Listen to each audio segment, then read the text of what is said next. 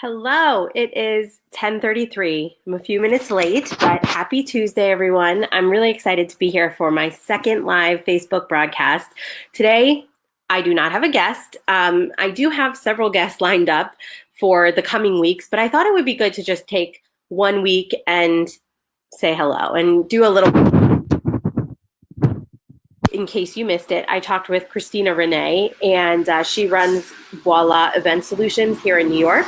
Sorry, there's always a truck that goes by when I'm going live. She's an amazing rock star, and I wanted to interview her right away. But since this is a new initiative of mine where I'm trying to officially go live once a week, I figured I would start by talking a little bit about my experience and my background and see if I can, first of all, provide any information that would be helpful to those of you who watch. And second of all, I would really love to use this opportunity to learn about what you all are looking to learn about through this series so that I can get some more guests who really resonate with the kinds of content that you guys want to learn. Next week, we are going to be talking to the fabulous Sarah Vaynerman. She runs a great company called Work From Home. I think she is the perfect example of somebody who took something that she is so great at and something she loves so much, the art of yoga and meditation, and she's monetized that. So she's actually taken it into the corporate space. She does events, she does all kinds of corporate events and helps people take yoga and meditation into the workplace. An amazing concept. And the week after that, we're going to be talking to Bill Collins, who is the CEO of VCast. They do some really cool things. They did a video for us, which I have to share with you guys. I'll put it on the Facebook page just so you can see it again. That was so funny. And I just think they did such a good job of putting that video together. But he's done a really good job of building his business and kind of evolving over time. He has done some event technology stuff. He has this thing called the Fundometer, which is perfect for fundraising events or anytime that you're trying to raise money. And that has gotten some really wide recognition. So we're going to be talking to him. And I have several other amazing guests lined up. We're going to be talking to event planners, to event technology companies, to people who basically in this industry, I think that they are rock stars and they've been doing a lot of great stuff. And I want to have them share with you all the great things that they've been doing so that you can learn from them and you can emulate them and we can make our industry better. So that's really the goal of this series.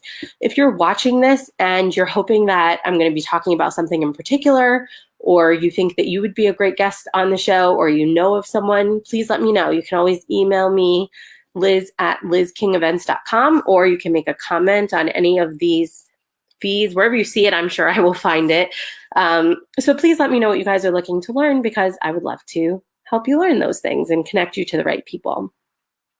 The thing that I thought I would talk about today was some of the tools that I've used to grow my own business that I thought would be helpful for you because I think there are so many people who are in this place. I actually just got off a really good call with another event planner and she was talking about her business, and I've had similar calls with so many different people who are at this interesting place in their business where they've been in business maybe 5 to 7 years.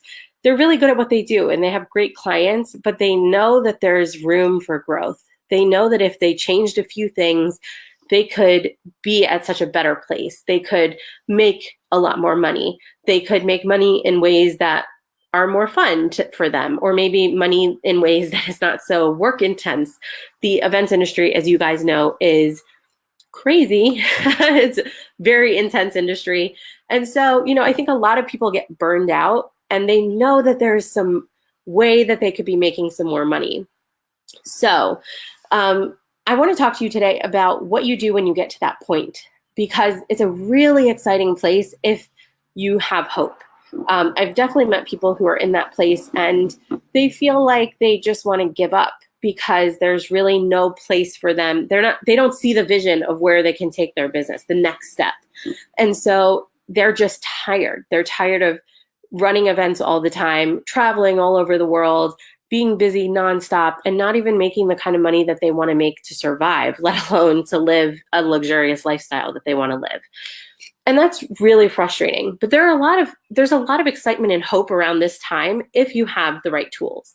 So let's say you're one of these people who is in this place, maybe it's not so dramatic. You don't want to think about shutting your business down, but you know that you've been working too hard to be struggling as much as you are. Here are a few tips. The first thing is to take some serious reflective time. The thing is, if you've been in business for several years, you most likely have a very strong skill set. You've got a lot of experience, and there are some personal skills and skill sets and personality things that you bring to the table. And so it's time for you to take a look at what those things are.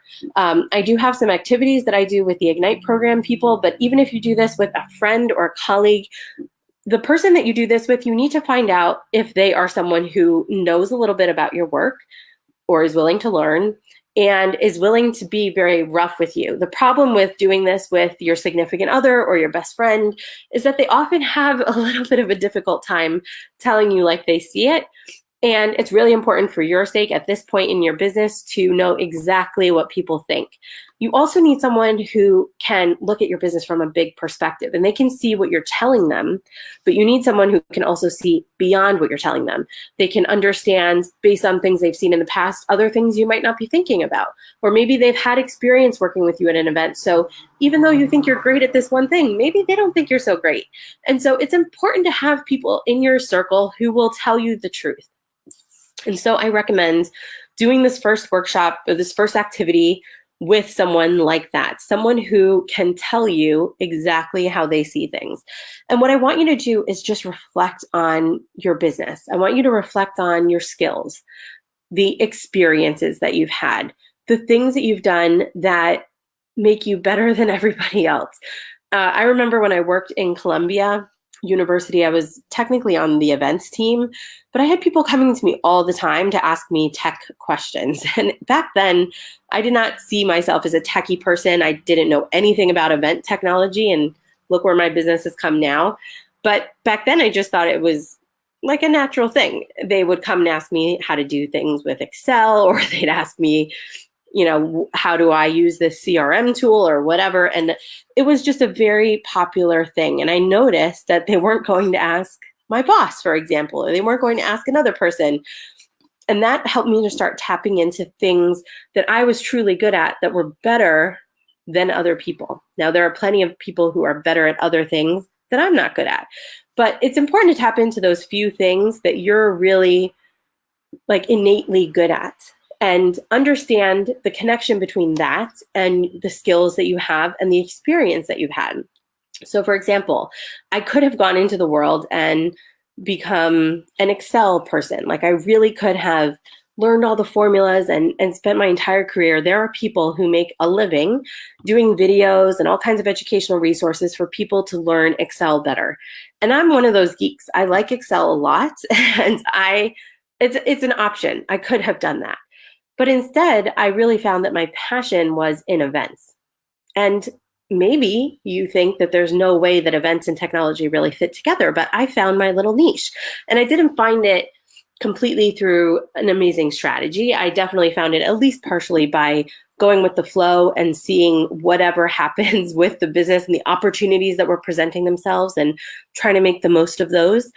But I thought it was like a really good experience to pull together what I like in technology and what I like in events. And it created for me a niche that not everyone has. And it definitely helped set me apart. And it also allowed me to make revenue in ways that was different than just like the standard client stuff. And it made me very happy, which is very important.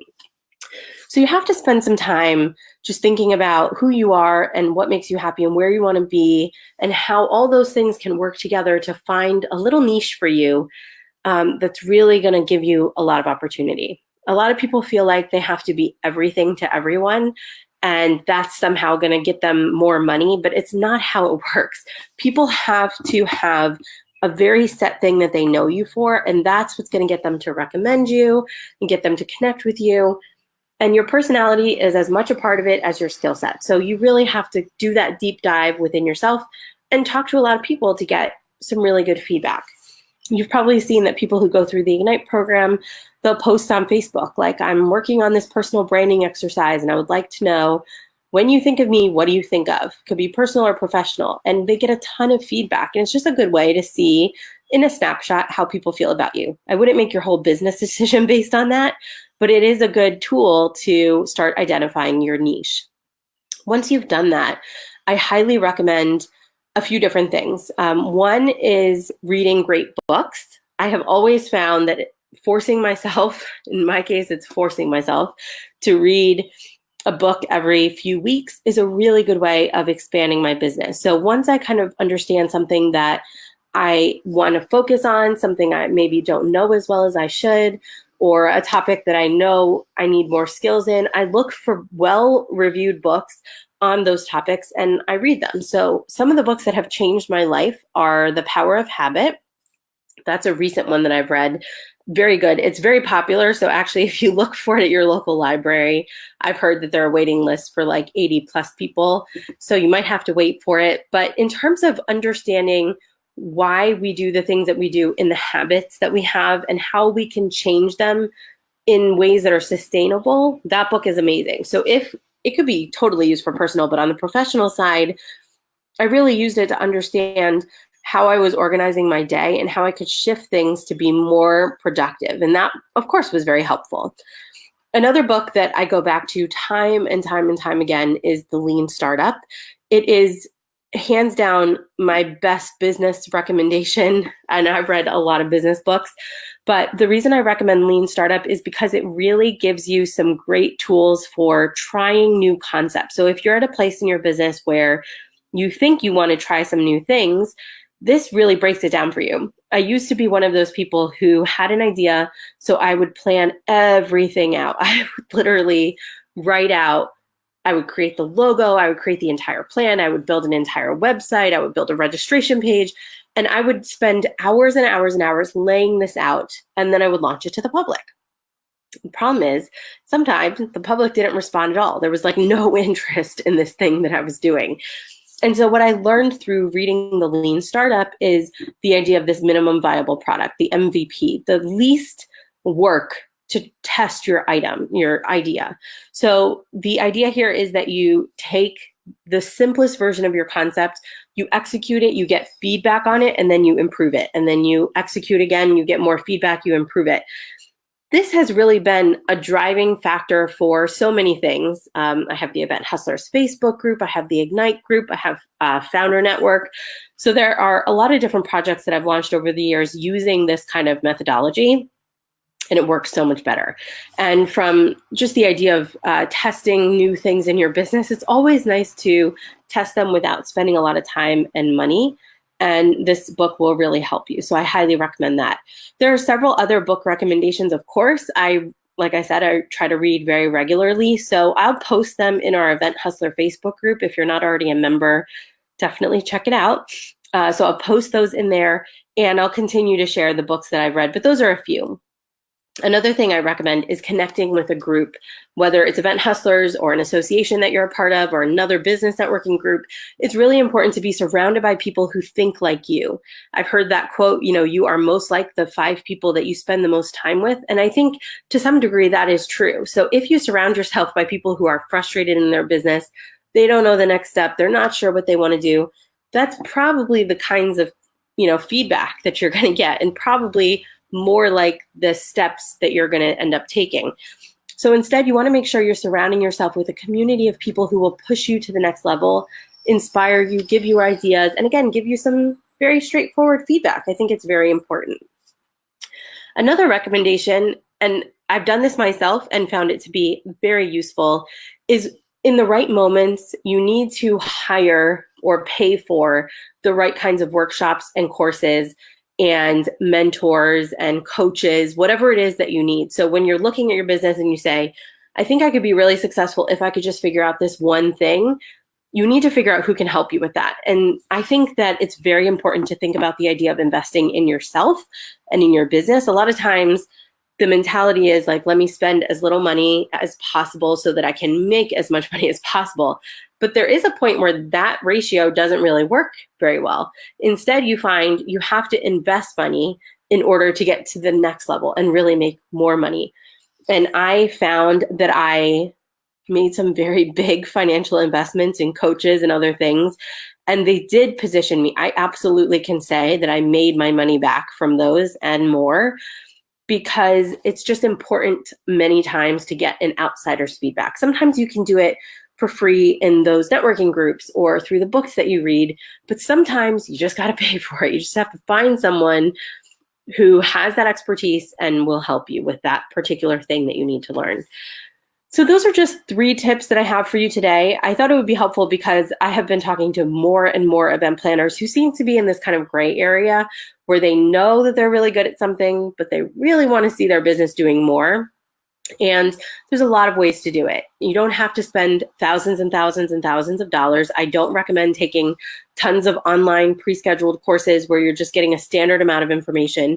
Anything that you can do where it's like set information that you're being able to get some specific information about your business specifically, I think is really great. So sometimes you got to invest the money.